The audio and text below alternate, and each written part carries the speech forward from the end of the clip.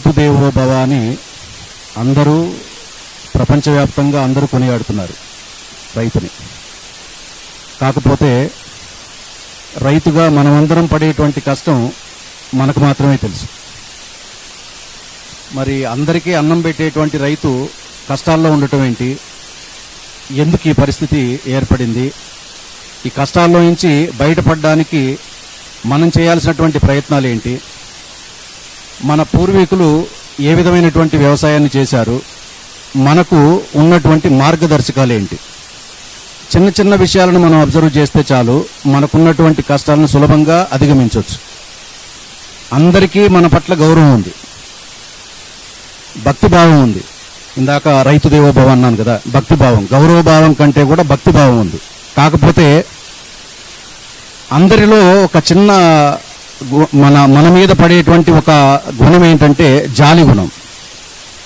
రైత అంటే అదొక జాలి పడేటువంటి విషయంగా మారిపోయింది. ఆ స్థితికి మనం వెళ్ళిపోయాం. అలా గొప్పదైనటువంటి వృత్తి, ఈ ప్రపంచంలో ఉన్నటువంటి వృత్తుల్లోకెల్లా ఉన్నతోన్నతమైనటువంటి వృత్తి వ్యవసాయం. మరి ఆ పేరుకు మాత్రమే గొప్పదైనటువంటి వృత్తి ఉంటే ఆ వృత్తిలో ఉన్నటువంటి వాళ్ళు అంత గొప్పగా లేరే?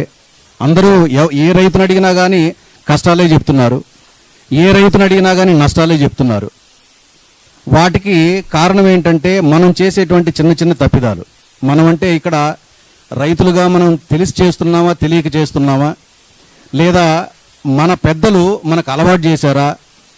మన మీద ఉన్నటువంటి అధికారులు, వ్యవసాయ శాఖ అధికారులు లేకపోతే శాస్త్రవేత్తలు, వీళ్ళు మనల్ని తప్పుదారి పట్టించారా అని అంటే అన్ని కారణాలుగా చెప్పచ్చు. కర్ణుడి చావుకి 1,00,000 కారణాలు అన్నట్టు రైతుగా ఈరోజు చాలా గర్వంగా చెప్పుకోవాల్సినటువంటి పరిస్థితి నుంచి పూర్తిగా దిగాలు పడిపోయేటువంటి స్థితికి రావడానికి చాలా రకాల కారణాలు ఉన్నాయి. దీని నుంచి బయటపడడానికి ఎవరు ప్రయత్నం చేయాలంటే రైతుగా మనంతటా మనంగానే ప్రయత్నం చేయాలి. గత నెలలో ఒక చిన్న కార్యక్రమం ఏర్పాటు చేస్తే ఇదే వేదికలో నేను కొంతమంది రైతులు వచ్చారు, ఒక 60 మంది రైతులు వచ్చారు.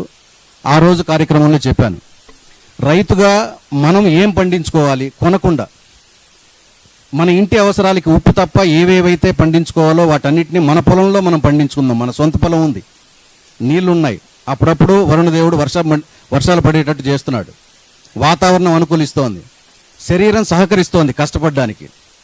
మరి అట్లాంటిది ఏదో ఏకరూప పంట అంటే మోనోక్రాప్ వేయడం, పంట మొత్తం అమ్మేసేయడం, వచ్చినటువంటి డబ్బుతో ఇంటికి కావాల్సినటువంటివన్నీ కొనడం.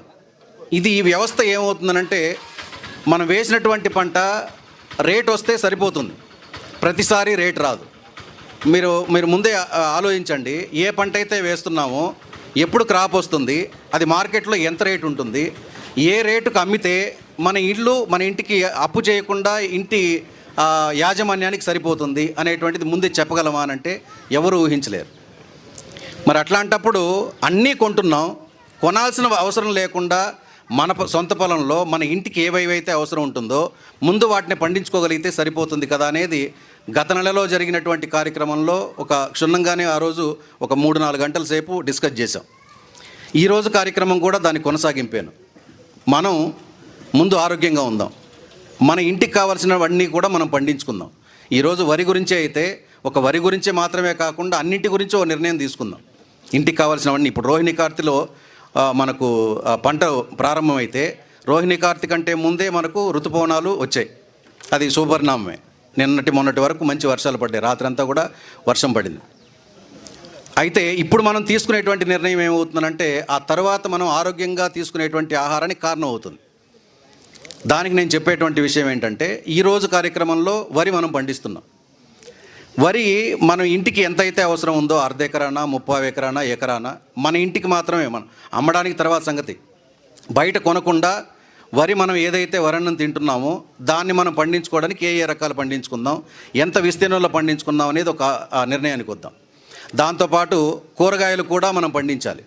మన ఇంటికి ఏ రకాలు, ఎన్ని మొక్కలు, ఎంత విస్తీర్ణం, ఎన్ని సెంట్లు, ఎన్ని ఎకరాలు అనే దాని మీదకి వెళ్ళొద్దండి. టమాటో మొక్కలు కావాలి, టమాటోలు మనకి ఇంటికి కావాలి, ఒక 10 మొక్కలు వేసుకుందాం. మిర్చి కావాలి, ఒక 10 మొక్కలు వేసుకుందాం. వంగ కావాలి, ఒక 5 మొక్కలు వేసుకుందాం. మీ ఇంట్లో ఎంతమంది అయితే ఉన్నారో మీ పంట ఎంతవరకు అయితే అవసరం ఉంటుందో అంతవరకే వేద్దాం. లేదు మీరు వినియోగదారులుగా మీకు కొంతమంది ఉన్నారు, మీరు కొనడానికి మీ పంటను కొనడానికి ముందుకున్నారని అంటే వాళ్ళను కూడా కలుపుకొని మీరు ఎన్ని మొక్కలు వేయాలి లేదా ఎంత విస్తీర్ణంలో పండించాలనేటువంటిది నిర్ణయం తీసుకొని మనం చేయగలిగితే నష్టం వచ్చేటువంటి పనిని మనం చేయకూడదు. అలాగే అమ్ముకోలేనటువంటి పంటను మనం వేయకూడదు. ఈ రెండింటిని దృష్టిలో పెట్టుకుంటే చాలు. పండించేటువంటి విధానం అలాగే ఈ వ్యవసాయ విధానాలు ఏవి కూడా మీరు కన్ఫ్యూజ్ అవ్వాల్సిన అవసరం లేదు. ప్రకృతి వ్యవసాయ విధానాల్లో నేనైతే సుభాష్ పాలేకర్ కృషిలో తప్ప ఇంకే వ్యవసాయ విధానాలు పాటించడం లేదు, ఇంకా అవసరం లేదని నేను అనుకుంటున్నా. అన్నింటికీ సొల్యూషన్స్ పాలేకర్ గారి విధానంలో ఉన్నాయి. గురువుగారు 45 సంవత్సరాలు తన జీవితాన్ని త్యాగం చేసి ఆయన కుటుంబాన్ని విడిచిపెట్టి దేశమంతా తిరిగాడు. తన భాష కాకపోయినప్పటికీ వేరే రాష్ట్రాలకు వచ్చాడు. వాస్తవానికి మన రాష్ట్రాల్లో 2 తెలుగు రాష్ట్రాల్లో ఏపీ తెలంగాణలో ఉన్నంత ఫాలోయర్స్ ఆయన పుట్టి పెరిగినటువంటి మహారాష్ట్రలో కూడా లేరు. గత ఫిబ్రవరిలో షిరిడి నాసిక్ ఫామ్ టూర్కి వెళ్తే దాదాపు ఒక 1200 మంది రైతులు వస్తే అందులో 700 మందికి పైచిలకు మన తెలుగు వాళ్ళే ఉన్నారు. అంత ఫాలోయర్స్ ఉన్నారు. కారణం ఏంటంటే ఆయన వ్యవసాయ విధానంలో మన పూర్వీకులు చేసినటువంటి వ్యవసాయ విధానానికి దగ్గరగా ఉంది. గో ఆధారిత వ్యవసాయం చేశాడు. గో ఆధారిత వ్యవసాయానికి శాస్త్రబద్ధతను తీసుకొచ్చాడు. దానికి ఫార్ములాస్ చెప్పాడు. ఏ ఏ కషాయాలు ఎలా వాడుకోవాలి, ఏ ఏ ద్రావణాలు ఎలా తయారు చేసుకోవాలి, అవి ఎంత ఎఫెక్టివ్గా పనిచేస్తాయి అని చెప్పాడు. ఇవన్నీ చెప్పి చివరిలో ఏం చెప్పాడనంటే ప్రకృతిని మొట్టమొదటిసారిగా ప్రకృతిని దృష్టిలో పెట్టుకొని మీరు వ్యవసాయం చేయాలని చెప్పాడు. ప్రకృతి వ్యవసాయంలో ఆయన పదే పదే చెప్పేటువంటి మాట ఏంటనంటే వ్యవసాయం రెండో మాట, ప్రకృతి మొదటి మాట. మనం రైతుగా గమనించాల్సింది, బాగా క్షుణ్ణంగా పరిశీలించాల్సింది ప్రకృతిని అని అంటాడు ఆయన. ప్రకృతిలో అన్నీ జీవించాలి, అన్నిటితో పాటు మనిషికి కావలసినటువంటి ఆహారాన్ని మనం తీసుకోవాలి. అంటే పురుగులతో పాటు అన్నిటిని. మనకు ప్రధానమైనటువంటి సమస్య ఏంటంటే పంటను పాడు చేసేటువంటి పురుగులు. దానికి ఆయన చెప్పేటువంటి ఆలోచన ఏంటంటే పురుగులకు ఆహారాన్ని ఇవ్వండి, చుట్టూ బయోడైవర్సిటీ ప్లాంటేషన్ వేయండి. మీరు ఏ ప్రధానమైనటువంటి పంట ఏదైతే 2, 3 మీరు ప్రధాన పంటలు ఎంచుకున్నారో 5% ఆఫ్ ద ప్లాంటేషను మీకు బయోడైవర్సిటీ ఉండాలి అని. బయోడైవర్సిటీ అని అంటే మీకు అర్థం కాని ఆ పదాలేం కాదుగాక మన పూర్వీకులు ఏం చేశారనంటే గట్ల చుట్టూ బార్డర్కి పురుగులు తినడానికి వేసేటువంటి వాళ్ళ మొక్కల్ని మొదట ఒక లైన్లో ఏం చేసేటువంటి వాళ్ళు అంటే జొన్నలు, మొక్కజొన్నలు, సజ్జలు వేసేటువంటి వాళ్ళు. అవి కంచెలాగా ఏపుగా పెరిగేటువంటివి. గాలికి వచ్చి పడేటువంటి గుడ్లన్నీ దాని మీద పడేటువంటివి. పొదిగి ఆ గుడ్డు నుంచి వచ్చినటువంటి పురుగు మొట్టమొదటి ఆహారం దాన్ని తీసుకునేది. అవి లేవనుకోండి నేరుగా పొలంలోకి వచ్చి పడతాయి. ఆ గుడ్లు మన పంటని డ్యామేజ్ చేస్తాయి. వాటికి ఏది దొరికితే అది ఆహారంగా తింటూనే ఉంటుంది. వాటికి ఆహారం బార్డర్లో ఉన్నాయనంటే అవి ఏపుగా పెరిగేటువంటివి కాబట్టి పంటలో ఉన్నటువంటి పురుగు కూడా తనకు పచ్చగా కనపడుతోంది కాబట్టి బార్డర్కి వెళ్ళిపోతూ ఉంటుంది. ఆముదాలు 10 అడుగులకు ఒక్కొక్క ఆముదం చెట్టు నాటుకోమంటాడు. దాని కింద బంతి చెట్టు నాటమంటాడు. పురుగులన్నీ కూడా పంటను డ్యామేజ్ చేసేటువంటివి కావు. మిత్ర పురుగులు కూడా అందులో ఉన్నాయి. పంటను కాపాడేటువంటి పురుగులు ఉన్నాయి. రైతుకి మేలు చేసేటువంటి పురుగులు ఉన్నాయి. వాటి కోసం అక్కడ బంతి చెట్లు నాటమని చెప్పాడు. ఇట్లా మనం వాటిని అబ్జర్వ్ చేసామనంటే అన్నిటికీ సొల్యూషన్స్ ఉన్నాయి. కషాయాలు ఒక్కొక్క పురుగుకి ఏ పురుగు ఏ దశలో వస్తుంది, దేనికి ఏ కషాయాలు చేయాలనో అన్నిటి కషాయాల పేర్లు చెప్పి ఆ కషాయాల యొక్క దానికి మెజర్మెంట్స్ ఏవైతే ఉన్నాయో వాటన్నిటిని చెప్పిన తర్వాత చివరిలో ఒక మాట చెప్తాడు. ఈ కషాయాలన్నింటినీ నేను చెప్పిన తర్వాత మీరు చేయాల్సిన పని ఏంటంటే నేను చెప్పానని చెప్పి అన్ని కషాయాలు తయారు చేసి స్ప్రే చేస్తూ ఉండకండి. పురుగులు ఏవైతే ఉన్నాయో మీ పంటను డ్యామేజ్ చేస్తుంటే మాత్రమే మీరు పంటను కాపాడుకోవడానికి ఇంకా పూర్తి స్థాయిలో మన వల్ల కాదనుకున్నప్పుడు మాత్రమే ఈ కషాయాలు కలపండి. ఎంత కాదనుకున్నా ఆ కషాయాలు కూడా పురుగులకు కొంత ఇబ్బంది కలిగిస్తాయి, మనకు పంటను హాని కలిగిస్తాయి. కాబట్టి మీరు పంట పూర్తిగా స్థాయిలో మనం తీసుకోలేని పరిస్థితిలో ఉంటే మాత్రమే ఈ కషాయాలు వేయండి అని చెప్తాడు. అంటే అక్కడ ప్రకృతిని కాపాడేటువంటి విధానం ఆయన విడమరిచి 45 సంవత్సరాలు మన కోసం సమయం కేటాయించాడు. కాబట్టి ఈ విధానాలను కొంత పరిశీలిస్తే చాలు. ఇవన్నీ ఇప్పుడు పెద్దవాళ్ళు, గురువులు ఎవరు చెప్పినా ఏం చెప్పినా కానీ మన పొలంలో ప్రతిరోజు మనం చూసేటువంటి విధానాలే వాళ్ళు చెప్తున్నారు. కొంత అబ్జర్వ్ చేయగలిగితే చాలు. అలాగే కలుపు నివారణకి మన గురువుగారు చెప్పేటువంటిది ఏంటంటే ఏదైతే కలుపుని మీరు అనుకుంటున్నారో ఆ కలుపుని తీసి అక్కడే మల్చింగ్ వేయండి. మనకు మామూలుగా ప్రకృతి వ్యవసాయంలో సుభాష్ పాలేకర్ కృషి మొత్తాన్ని 4 మాటల్లో చెప్పేయచ్చు. రామాయణాన్ని 3 ముక్కల్లో చెప్పినట్టు కట్టే కొట్టే తెచ్చే అన్నట్టుగా సుభాష్ పాలేకర్ కృషిలో మొత్తాన్ని కూడా 4 మాటల్లో చెప్పేయచ్చు. మొట్టమొదటి మాట ఏంటంటే బీజామృతం, రెండవది జీవామృతం, మూడవది ఆచ్ఛాదన, నాలుగవది వాప్స. ఈ 4 సోపానాలు మనం మొత్తం సుభాష్ పాలేకర్ కృషిలో మొత్తం అర్థమైపోతుంది.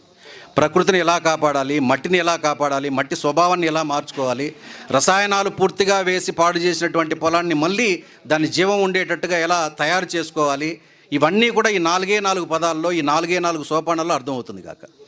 ఇది మళ్ళీ ప్రాక్టీసెస్లో కూడా మనకు కొంతవరకు అనుభవపూర్వకంగా తెలుస్తుంది.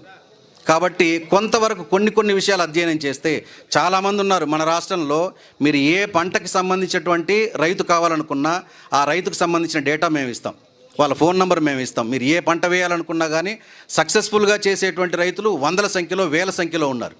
కొంతవరకు మనం ఏ పంట వేయాలనుకుంటున్నామో ఆ రైతుతో మాట్లాడడం, మన దగ్గరలో ఉంటే ఆ క్షేత్రాన్ని దర్శించడం, ఆ పొలం ఎలా రూపొందించుకున్నారు, మన పొలాన్ని ఎలా మలుచుకోవాలనో కొంతవరకు ఆలోచించడం. ఇలా చేస్తే సులభంగా వాటిని, మనకున్నటువంటి సమస్యలన్నింటినీ సులభంగా అధిగమించవచ్చు. రైతు ఇందాక చెప్పినట్టు అందరూ రైతును కొనియాడుతున్నారు. మనం ఆ దీనస్థితి నుంచి బయటపడేటట్టు మనంతట మనంగానే బయటపడాలి.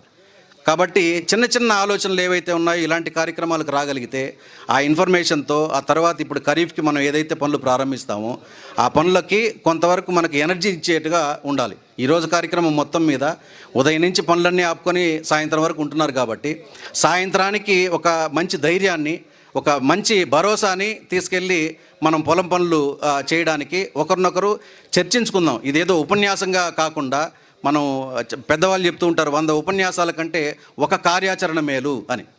అన్ని రకాల ఉపన్యాసాలను ఉపన్యాసాలు ఇస్తున్నాం, వింటున్నాం గాక, రేపు మనం పొలంలోకి వెళ్ళి పని చేయాల్సింది మనమే, కష్టపడాల్సింది మనమే, ఎండల్లో అలాగే వానల్లో కష్టపడాల్సింది మనమే. కాబట్టి ఈ కార్యాచరణ ఏదైతే ఉందో ఆ కార్యాచరణ దిశగా అడుగులు ముందుకు వేయడమే ఈరోజు కార్యక్రమం యొక్క ముఖ్య ఉద్దేశం. పొలం పనులకు సంబంధించి ఏ పంట వేయాలనుకున్నా మొట్టమొదటిసారిగా పొలాన్ని సిద్ధం చేయడం మొట్టమొదటి పనిగా చేసుకోండి. మనం ఇప్పుడు వర్షాలు పడ్డాయి, వెంటనే పొలం పనులు దుక్కి దున్నేసి ఏవైతే విత్తనాలు ఉన్నాయో విత్తనాలు దొరికాయని చెప్పి వేసేయకుండా, ఆ పొలం మనం వేసేటువంటి పంటకి ఆ పొలం సిద్ధం చేసామా లేదా, అది సిద్ధంగా ఉందా లేదా అనేది ఆలోచిస్తే చాలు. మన పొలంలో సేంద్రియ కర్బనం ఎంత ఉందనేటువంటిది ల్యాబ్ టెస్టులు చేసినా తెలుసుకోవచ్చు, చేయకపోయినా తెలుసుకోవచ్చు. చేయకుండా ఎలా తెలుసుకోవాలంటే ఒక చిన్న ఉదాహరణ చెప్తాను. దేశవాళీ ఆవు మనకు ఆల్రెడీ వర్షాలు పడినప్పుడు పచ్చగడ్డి తినడానికి కోసం మనం మేపడానికి తీసుకెళ్తూ ఉంటాం. ఒక ఆవుని మనం పొలంలోకి తీసుకెళ్ళామంటే అది వేసేటువంటి గోమయం, పేడ ఏదైతే ఉందో వేసింది మనం అబ్జర్వ్ చేస్తాం. ఉదయం తీసుకెళ్ళి కట్టేసామంటే వేసినటువంటి పేడ, మన పొలంలో వేసినటువంటి పేడ సాయంత్రానికి రంధ్రాలు పడి అది రెండో రోజుకి పూర్తిగా ఎరువులాగా మారిపోతే మీ పొలంలో సేంద్రియ కర్బనం చాలా గొప్పగా ఉన్నట్టు, రసాయనాల ఎఫెక్ట్ చాలా తక్కువగా ఉన్నట్టు, పూర్తిగా లేనట్టే. కొంతమంది పొలాల్లో ఏముంటుందంటే, చౌడుబారినటువంటి పొలాల్లో లేకపోతే ఎక్కువగా విష రసాయనాలు వేసినటువంటి పొలాల్లో ఆవు యొక్క గోమయం వేసినటువంటిది వేసినట్టే ఉంటుంది. బాగా ఎండగాస్తే సాయంత్రానికి పూర్తిగా ఎండిపోయినట్టు పొర ఏర్పడుతుంది. రెండో రోజుకు మూడో రోజుకు పిడకలాగా మారిపోతుంది. ఇది సేంద్రియ కర్బనం పూర్తిగా లేనట్లు ల్యాబ్ టెస్ట్ చేసినా అది వ్యవసాయానికి యోగ్యం కానటువంటి పొలంగా మనం గుర్తించవచ్చు.